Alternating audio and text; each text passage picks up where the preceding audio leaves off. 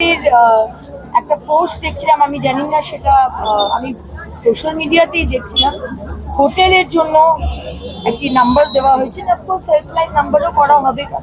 আমাদের নেপালের পাশে সবসময়, নেপাল আমাদের বন্ধু দেশ, সবসময় ভারতবর্ষ নেপালের পাশে ছিল, আছে, থাকবে। খুবই সাংঘাতিক এবং ভয়াবহ, মানে শিউরে উঠছে এই ভিডিওগুলো দেখলে, শিউরে উঠছে আমরা সবাই। এবং আজকে পশ্চিমবঙ্গ থেকে প্রায় 105 বা 10 জন লোক নিখোঁজ, এবং দুর্গাপুর থেকেও আপনি বলছেন 5 জন পাওয়া যাচ্ছে না। বিধাতার বোধ হয় কি বলবো, রাগ বা নেচার্স ফিউরি যাকে বলে। আমরা সব ছোটখাটো বিষয় নিয়ে খাওয়া খাই করি, কিন্তু প্রকৃতি মা যখন রেগে যান, আর যেভাবে আমরা প্রকৃতিকে অবজ্ঞা করে, এনভায়রনমেন্টকে অবজ্ঞা করে যেভাবে নষ্ট করছি পৃথিবীকে, আমাদের মনে হয় হাই টাইম যে আমরা আমাদের নেক্সট প্রজন্মকে বোঝাই যে সব কিছুর আগে পৃথিবীকে বাঁচাতে হবে।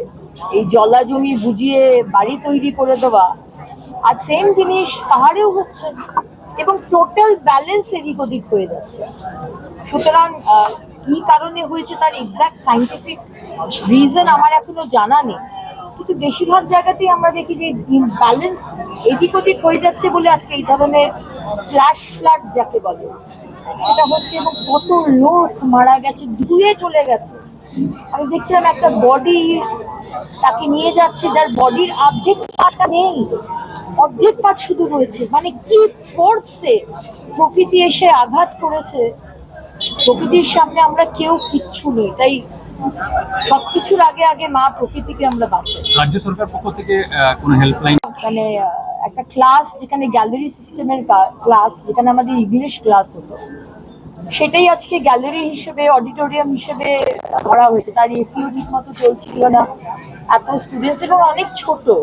আজকে এই কলেজে প্রায় 7,000 স্টুডেন্ট আছে, আমি মাননীয় প্রিন্সিপাল মহোদয়ের কাছ থেকে জানলাম। সুতরাং আমি বলেছি অধ্যক্ষ মহোদয়কে, শর্ট টার্ম গোল আর লং টার্ম গোল কি কি লাগবে এই কলেজের জন্য আমাদেরকে দিতে। লং টার্মের মতো ডেফিনেটলি হচ্ছে অডিটোরিয়াম, একটা অডিটোরিয়াম ইমিডিয়েটলি দরকার। দিদি বলছি আজকে খেলো ইন্ডিয়ার সংবাদ করিয়ে মাননীয় আজকে খেলো ইন্ডিয়ার একটি প্রোগ্রাম, যেখানে মাননীয় প্রধানমন্ত্রী ভারতবর্ষের 16টা কলেজের মধ্যে আজকে পশ্চিমবঙ্গ থেকে আমাদের বিবি college, Banwarilal Bhalotia college chance পেয়েছিল, সিলেক্টেড হয়েছিল। এবং আজকে মাননীয় প্রধানমন্ত্রী খেলো ইন্ডিয়া নিয়ে যে ভার্চুয়াল মিটিং করেছেন, সেখানে আমরা যুক্ত হয়েছিলাম। এবং সেই কারণে আজকে শুধু আমি নই, আজকে আমার সঙ্গে রয়েছেন ডক্টর বিজয় মুখার্জি, আমাদের দেবতনু ভট্টাচার্য, আমাদের জিতেন্দ্র তিওয়ারি মহাশয় এমএলএ, আমাদের কৃষ্ণেন্দু মুখার্জি, এবং আমাদের বিভিন্ন প্রফেসর্স, টিচার্স, স্টুডেন্টস অফকোর্স ছিলেন, স্পোর্টস পার্সন, তারা সবাই ছিলেন। এবং আজকে খুব দরকার এই খেলো ইন্ডিয়া, কারণ কি আজকে যে যুগ যেভাবে চলছে, ছোট বাচ্চারা স্কুল থেকে মোবাইলের মধ্যে রয়েছে। খেলাধুলোর, আমরা ছোটবেলায় বড় হয়েছি, আমরা ছোটবেলায় যেটা কিতকিত খেলা, কি ব্যাডমিন্টন, ভীষণ দৌড়াদৌড়ি খেলা করতাম না, কিন্তু কিছু না কিছু খেলা ছিল, কারণ সেই সময় টিভিও ছিল না, ফোনও ছিল না।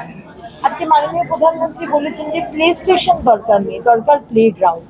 এবং আজকে এই ছেলেমেয়েরা খেলাধুলো হলে, খেলাধুলো কিন্তু একটা নেশার মতো, এই নেশা ভালো, কিন্তু আজকে ড্রাগস, গাঁজা, চরস, এইসবের মধ্যে আমাদের যুব সমাজ ঢুকে যাচ্ছে। সুতরাং এটা নেশামুক্ত বা নেশামুক্ত ভারত আমাদের তৈরি করতে হবে। তো এই বিষয়গুলো আজকে অ্যাড্রেস করা হয়েছে।